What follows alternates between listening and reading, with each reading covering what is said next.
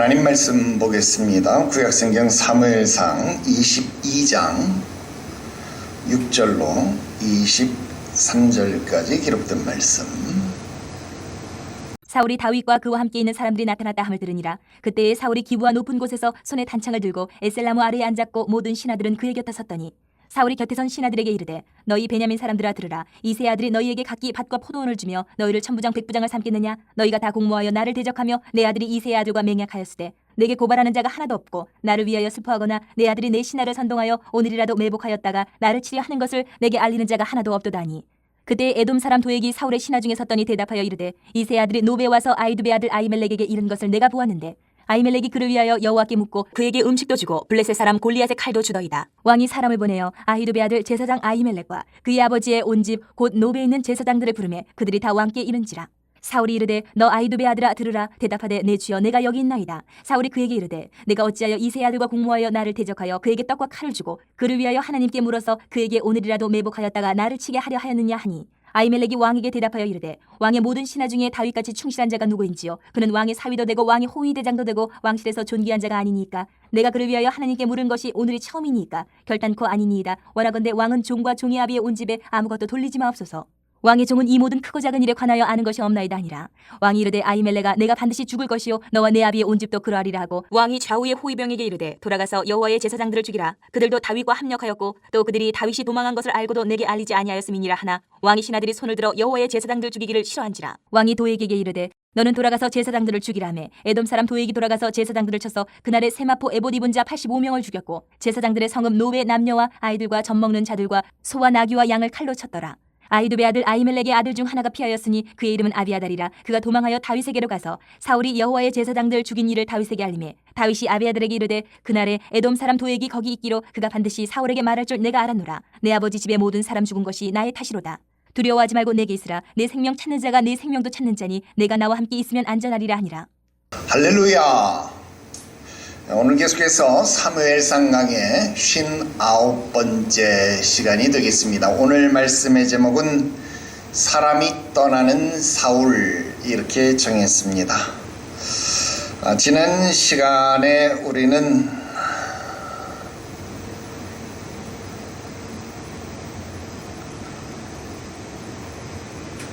할렐루야. 우리 계속해서 사무엘상 강의 59번째 시간이 되겠습니다. 오늘 말씀의 제목은 사람이 떠나는 사울 이렇게 정했습니다. 우리는 계속해서 지난 시간에 사람이 모이는 다윗에 대해서 공부를 했습니다. 오늘은 사람이 떠나는 사울 이런 제목의 말씀을 공부하게 됩니다. 이어서 오늘도 바로 시작을 하게 되겠습니다. 첫 번째 말씀 드립니다. 사울은 모든 사람이 자기를 버렸다 이런 소외감을 지금 느끼고 있습니다. 자, 8절 말씀 볼게요. 너희가 다 공모하여 나를 대적하며 또 내 아들이 오늘이라도 나를 치려한다 그런 것입니다. 또 13절 17절 말씀에도 보면 제사장 아히멜렉도 다윗의 반역에 연루되었다라고 생각하고 있습니다. 자, 여러분, 우리는 지금 왜 이런 일들이 자꾸만 벌어지고 있는지 그 이유를 알고 있습니다. 왜 그럴까요? 여러분, 하나님이 함께 하시는 사람 그리고 하나님이 버리신 사람, 그래서 하나님의 영이 떠나고 하나님이 부리시는 악령이 사로잡은 사람의 결과를 지금 우리는 그 눈앞에서 분명하게 보고 있다라는 것입니다. 여러분, 하나님이 함께 하시는 사람 어떻습니까? 하나님이 함께 하시는 사람은 당연히 사람도 그에게 모여들게 되어 있다라는 것입니다. 그러나 여러분, 하나님의 영이 떠난 사람에게는 사람도 떠나게 되는 것, 그것이 당연한 순리라는 것입니다. 왜 그럴까요? 여러분, 하나님의 영은 진리의 영입니다. 그렇기 때문에 진리의 영이 떠나신다? 그게 무슨 의미입니까? 옳고 그른 것을 분간하지 못한다라는 뜻입니다. 여러분, 진리의 영이 떠나시면 우리가 옳고 그른 것을 분간할 수 없기 때문에 여러분, 사실인 것과 상상인 것, 그러니까 거짓인 것을 분간할 수가 없어요. 그것이 뒤범벅이 되어져 버리기 때문에 지금 그것을 혼란스러워서 분간할 수 없어서 지금 사울의 마음이 복잡하다, 그 말입니다. 여러분, 반면에 사탄은 어떻습니까? 그 처음부터 그 본질이 거짓말하는 영이다 라고 하는 것입니다. 그렇기 때문에 악령이 우리의 마음을 사로잡으면 어떻게 돼요? 여러분, 우리의 마음은요, 혼란스럽게 되어진다라는 것입니다. 여러분, 사실이 분간되어지지 않는다라고 하는 것입니다. 여러분, 옳은 것을 따를 수 없게 되어진다라는 겁니다. 그래서 한때 예언을 하던 사울이 지금은 여호와의 제사장들을 학살하기에 이르렀다라는 것입니다. 여러분, 이런 신성 모독의 죄를 범하고도 그것을 자행하고도 그것이 의로운 일인지 그것이 불의한 일인지를 알지 못하는 그러한 상황 속에 머무르고 있다라는 것입니다. 18절 19절에 여러분, 제사장의 성읍을 진멸하고 있다 하는 겁니다. 그의 수와 도액을 시켜서 그 성읍을 진멸하도록 지시하고 있습니다. 여러분, 이게 무슨 의미입니까? 사울이 더 이상 하나님의 종이 아니라는 의미입니다. 여러분, 이제 그는 하나님의 대적자가 되어버렸다라고 하는 의미가 되는 겁니다. 뿐만 아니라 이제 사울은 더 이상 그 자신이 하나님의 구원의 대상이 아니라는 의미입니다. 이제 그 자신이 하나님의 진멸을 받아야만 하는, 하나님의 진멸을 당해야만 하는 그런 대상이 되었다라고 하는 것을 우리들에게 보여준다라는 것입니다. 두 번째 말씀드립니다. 사울은 도액과 같은 기회주의자들을 가까이 하고 있다라는 겁니다. 자, 9절 보세요. 자, 9절 그때에 그랬습니다. 자, 그때가 어느 때입니까? 그때. 자, 그때가 어느 때냐? 사울이 소외감을 느끼고 있을 그때다라는 겁니다. 바로 그때에 치고 나온 것이 누굽니까? 도액. 그때를 치고 나온 것이 누구냐? 바로 도액이었다라는 겁니다. 여러분, 이 도액이라고 하는 이름의 뜻은요, 걱정하는, 두려워하는, 그런 말이 됩니다. 그런 뜻입니다. 여러분, 한번 곰곰이 생각해 보세요. 세상에 어떤 부모가요, 자식이 태어났는데 그 이름이 너는 걱정스럽다, 너는 두렵다, 여러분, 이런 이름을 지어주는 부모가 어디 있겠습니까? 자, 그런데도 불구하고 그 이름이 도액, 너는 걱정스럽네, 너는 참 두렵네, 여러분, 이런 이름의 뜻을 가졌다라고 하는 것은 어떤 의미가 되겠어요? 아마도 이것은 도액이 태어났을 때에 그 가정 형편이 굉장히 어려웠을 것이다 라는 것을 추정해 볼 수 있겠다라는 것입니다. 그래서 이 자식이 태어나기는 태어났는데, 야, 이 자식을 어떻게 키워야 되나? 정말 걱정이구나. 야, 정말 먹고 살 일이 두렵기만 하구나. 뭐 이런 생각, 이런 걱정이 되어지지 않았겠나. 그런 추측이 된다라는 겁니다. 여러분, 이런 성장 배경 속에서 도액이 태어나고 또 도액이 그런 상황 속에서 자라났다라고 한다면 여러분, 우리가 쉽게 심리학적으로 추측해 볼 수 있는 것처럼 이 도액이 어떻게 자랐을까요? 우리가 아는 것처럼 눈칫밥이라는 것을 먹고 자라지 않았을까요? 그러니까 당연히 여러분, 도액은 기회주의자가 되었을 것이다 라는 겁니다. 여러분, 이처럼요, 성경 원어를 공부하면요, 정말 많은 것들을 이해하고 또 유추해 볼 수 있는 그런 유익함들이 있습니다. 여러분, 아무튼 그런 성장 배경은요, 이 도액이 자라서도요, 어른이 되어서도요 그대로 그의 성품에 그의 인격 속에 나타났다라고 하는 겁니다. 자, 아무튼 그런 성장 배경 덕분인지는 모르지만 앞에서 우리가 공부를 했지만 다윗이 아히멜렉에게 떡도 받고 무기도 받을 때는 그것을 그냥 묵묵히 지켜보기만 했지만 그것을 반대하지도 않고 그냥 거기에 가만히 있기만 하더니 이제는 사울이 그것을 문제 삼으니까 여러분 어때요?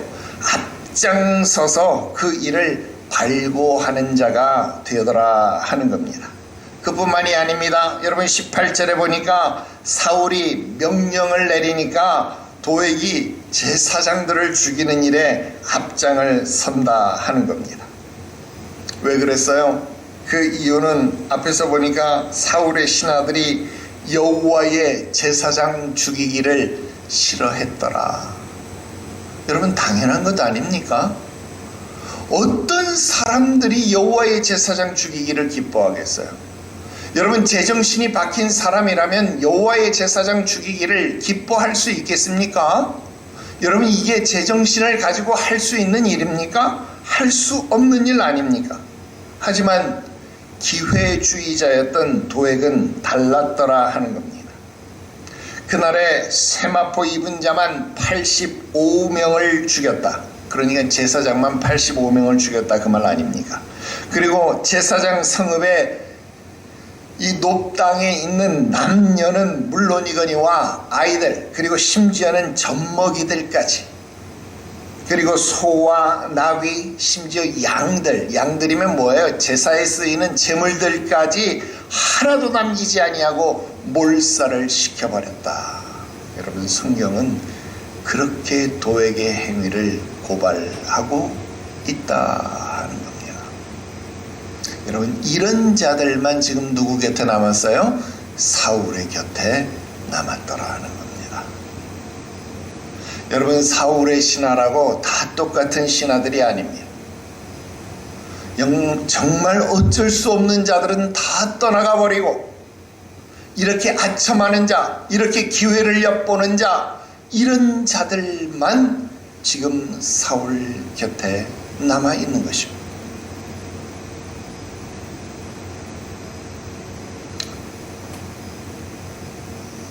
세 번째로 사울의 무원칙적인 행동입니다. 자, 11절 말씀 봅니다. 자, 11절에 보니까 사울은 이런 기회주의자 도액의 고발을 듣고 여호와의 제사장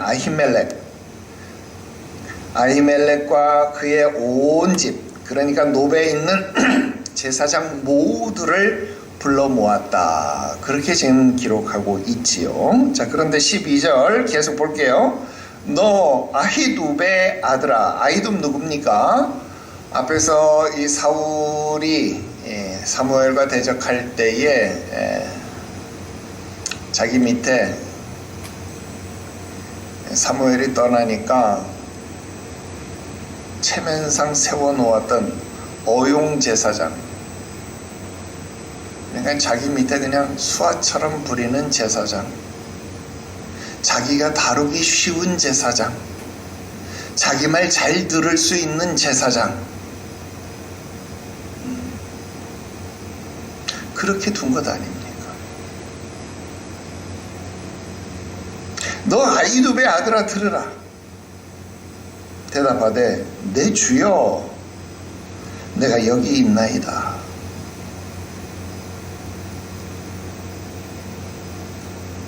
여러분 벌써 뭔가 잘못되었다 그런 느낌 강하게 들지 않습니까? 너 아히둡의 아들아 들으라. 그러니까 제사장이 내 주여 내가 여기 있나이다. 아히멜렉이 지금 그렇게 말하는 거예요. 여러분 사울과 제사장의 관계가 벌써 이상하지요. 예전에 사울과 사무엘과의 관계랑 비교를 해보면 굉장히 많이 다릅니다. 요즘 흔히 하는 말로 갑과 을의 위치가 많이 바뀐 것 같은 느낌 들지 않아요?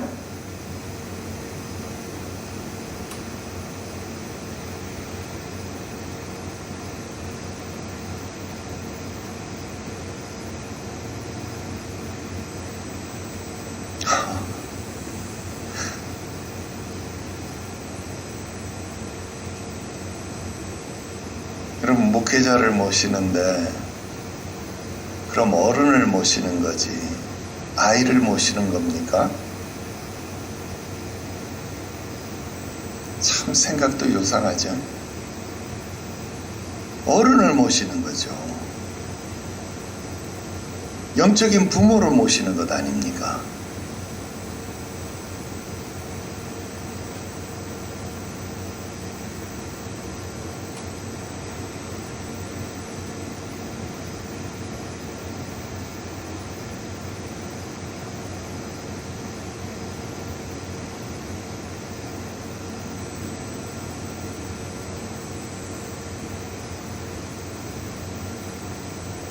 여기서 다시 앞으로 돌아갈 필요가 있어요. 여러분 잘 보세요. 정말 재미있어요. 6절 한번 보세요. 6절.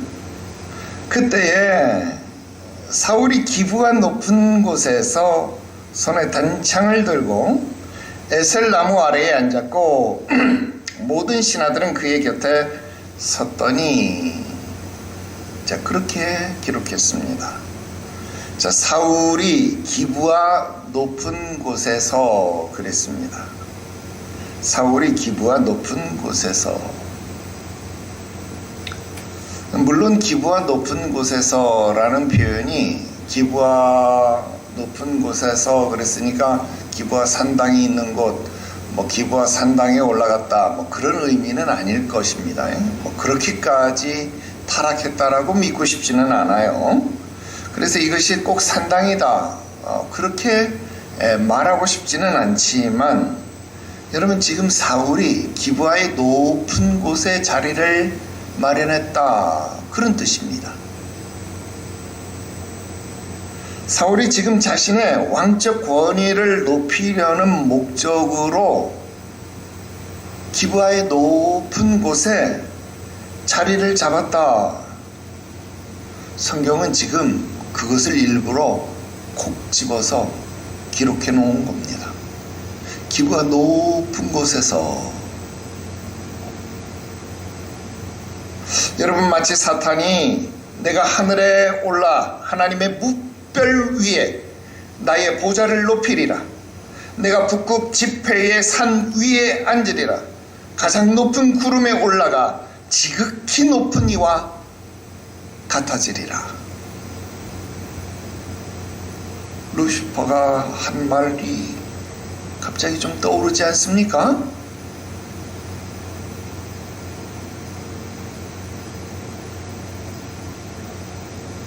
기브아의 높은 곳에 자리를 잡은 겁니다. 누가요?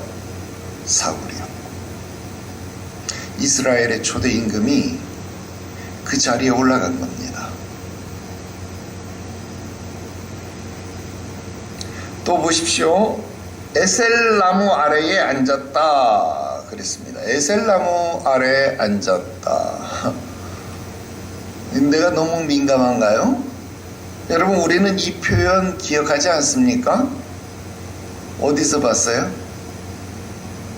그렇죠, 사사기에서 이 표현 봤습니다. 드보라가 종려나무 아래에 앉았다. 종려나무 아래서 재판했다. 판관의 역할을 했다. 지금 사울이 자기를 그런 반열 아래에 올려놓는 겁니다.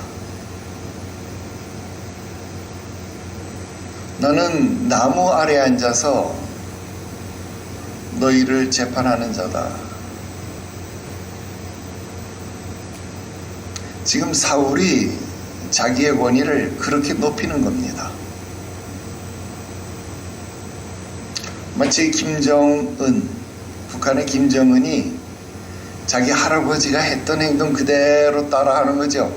중절 못 쓰고 비행기도 안 타고 기차 타고 60시간씩. 기차 타고 가는 거죠. 그냥 할아버지 생각나게 하는 거죠.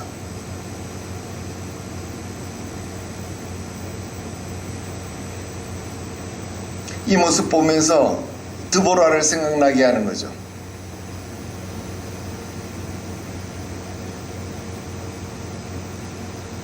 자기를 높이고 있는 겁니다. 또 손에 단창을 들고 그랬어요. 손에 단창을 들고. 자, 우리 앞에서 볼 때 다윗을 몇 번 죽이려고 했잖아요. 그런데 다윗을 죽이려고 할 때마다 단창을 던졌다 그랬어요. 단창, 짧은 창이다 그런 거예요. 스피어, 짧은 창, 단창이다. 여러분, 그런데 무기로서 단창을 손에 들었다라고 했을 때 이게 무슨 의미일까? 무기로서 단창을 들었다 그러면 이거 사울의 목숨에 자기 생명의 위협을 좀 느끼고 있었구나 그런 생각할 수 있겠잖아요. 그죠? 그런데 우리가 알고 있지만 사울도 그랬고 요나단도 그랬고 무기를 드는 자가 따로 있었잖아요. 그러니까 무기로서 단창을 손에 들고 있었다는 아닌 것 같아요. 그렇다면 왜 굳이 손에 이 짧은 창, 단창을 왜 들고 있었을까? 목숨의 위협을 느낀 것도 아니고 이 손에 창을 내려놓지 않고 들고 있는 이유가 무엇일까? 그건 별도의 다른 이유가 있을 것 같은데 그 이유가 무엇일까 하는 겁니다. 혹시 애굽의 왕들이 가지고 있었던 애굽의 왕들이 가지고 있었던 통치와 권력의 상징을 말하는 규와 홀을 대신하는 의미로서 단창을 들고 있는 것은 아니었을까? 그런 생각을 해본다는 겁니다. 그렇다고 한다면 손에 항상 단창을 들고 있었다. 이게 의미가 되는 것이죠.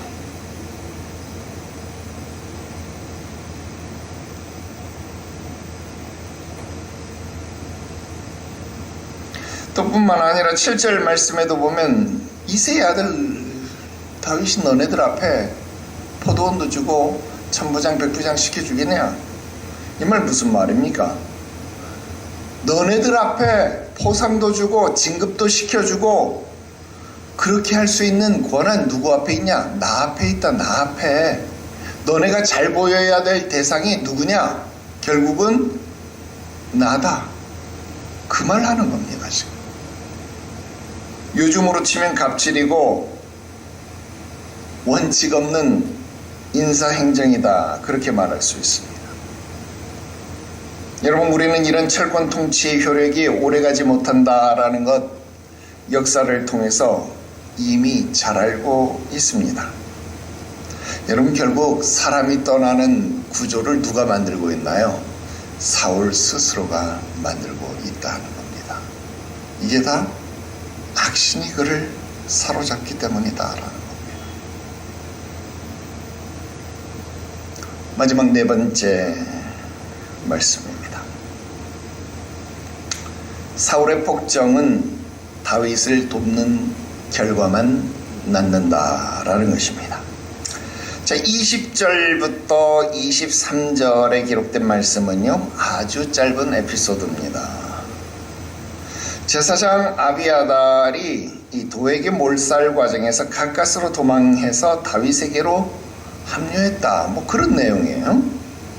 자, 그런데 이 장면은요, 놀랍게도 다음과 같은 사실들을 우리들에게 가르쳐 줍니다. 첫 번째, 도액과 같은 기회주의자도 하나님은 주권적으로 사용하신다라는 것입니다.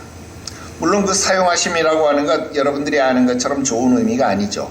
즉 그의 악행이라도 하나님은 주권적으로 사용하신다라는 겁니다.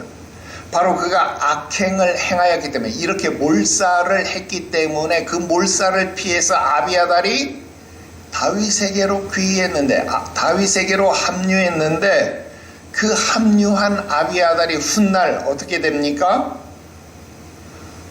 다윗이 왕권을 확립하는데 혁혁한 공을 세우는 대제사장이 된다 하는 거예요. 여러분 놀라운 일 아닙니까? 여러분 하나님은 그것까지라도 섭리하시는 하나님이시다 하는 것 오늘 여러분들이 기억하시기를 주 예수의 이름으로 축원합니다. 자, 두 번째, 여러분 사울의 신문에 대한 아히멜렉의 대답, 그러니까 14절 15절 우리 읽지는 않습니다. 14절 15절의 대답은요, 다윗이 무죄하다라는 것을 밝혀주고 있다라는 것입니다. 즉 아히멜렉은 자기가 취한 행동, 그러니까 양식도 줬다, 그러니까 진설병 줬다 그 말이죠. 진설병도 줬다, 또 무기도 주었다, 골리앗 죽인 칼도 주었다. 여러분 이거 인정했습니다. 인정을 했어요. 자, 그런데 그것이 결코 내가 반역을 꾀하기 위한 반역적 동기가 아니었다라는 거예요. 왜? 다윗이 반역을 꾀한 게 아니니까 내가 거기에 부역한 것이 아니다 그 말 아닙니까? 그러니까 여러분 내가 반역하지 않았다는 것은 곧 누구도 반역하지 않은 거예요? 다윗도 반역하지 않았다라는 뜻입니다. 결국 이 말은 다윗이 반역하지 않았다라는 결백을 증명하는 증거가 된다라는 것입니다. 결국 여러분 어때요? 사울은 제사장을 죽이는 이 폭정을 일삼았는데 그 폭정이 다윗의 결백을 증명하더라 하는 겁니다.